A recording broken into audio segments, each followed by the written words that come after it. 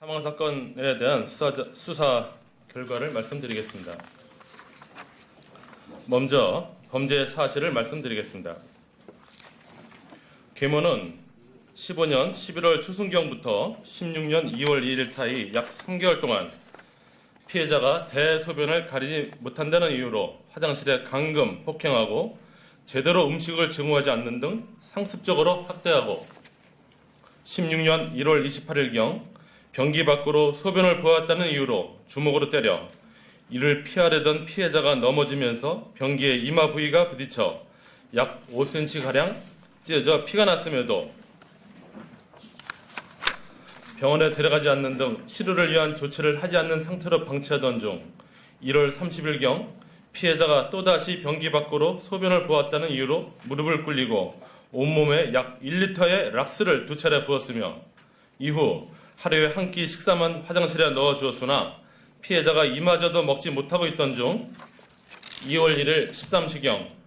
피해자가 옷에 대변을 보았다는 이유로 옷을 모두 벗기고 온몸에 찬물을 끼얹은 후 그대로 화장실에 감금하고 20시간을 방치하여 피해자를 사망케 하고 2월 2일 09시 30분경 피해자의 사망 사실을 확인하고 신고 등 별다른 조치 없이 범행을 은폐할 목적으로 사망한 피해자를 이불로 싸서 베란다에 보관하다가 2월 12일 23시 25분경 남편과 함께 평택시 청북면 소재 남편의 선친 묘지 부근에 안매장하여 유기한 것입니다. 친부는 계모가 피해자를 화장실에 감금 폭행하는 등 지속적으로 학대해왔다는 사실을 알면서도 이를 제지하기 위한 아무런 조치도 하지 않고 방조하는 등 법적인 보호자로서 피해자에 대한 기본적 보호, 양육, 치료 등의 의무를 소홀히 한 점이 인정되고 특히 피해자가 락스를 뒤집어 쓴 이후 식사도 못하고 극도로 쇠약해진 상태에서 2월 1일 피해자의 옷을 모두 벗기고 찬물을 끼얹은 후 20시간 동안 화장실에 방치되어 있다는 사실을 알고 있음에도 이를 구조하기 위한 어떠한 조치도 하지 않음으로써 피해자의 계모와 공동으로 피해자를 사망케 하였고 이후 계모와 함께 범행을 은폐할 목적으로 주거지 베란다에 사체를 보관하다가 선친 묘소 부근에 안매장하여 유기한 것입니다. 수사 착수는 16년 3월 4일 피해자의 취약예정학교 교감 선생님으로부터 실종 신고 접수 후 피해자의 친부와 계모를 상대로 조사한 바 2월 19일부터 2월 24일경 사이 남편 출근 후 소주 2병을 마시고 집 밖에 나갔다 오니 피해자가 없어졌으며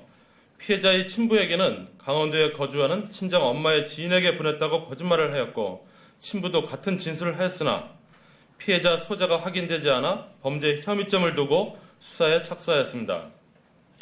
체포 직후 계모는 피해자가 가출하였다는 진술과 달리 2월 20일경 피해자를 데리고 외출하여 주거지 주변을 무작정 걷던 중 따라오지 않자 그대로 귀가하였으며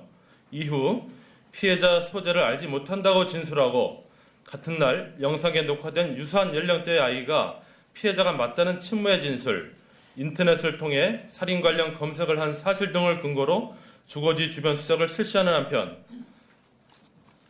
피해자들은 범행을 은폐하기 위해 친부가 출근했던 2월 20일에 맞추어 계모가 피해자를 주거지 근처를 걷던 중 잃어버렸고 친부는 모르는 것으로 계획을 세웠으며 2월 2일 피해자 사망 후 마치 살아있는 것처럼 가장하기 위해 피해자와 같이 밥을 먹고 있거나 양치질도 했다는 등의 거짓 문자를 주고받았으며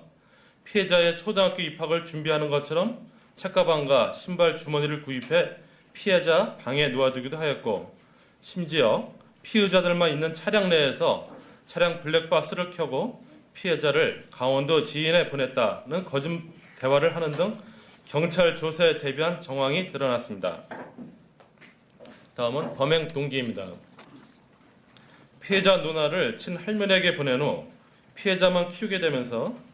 피해자만 없으면 남편과 단둘이 행복하게 살 수 있겠다는 생각으로 피해자를 학대하였으며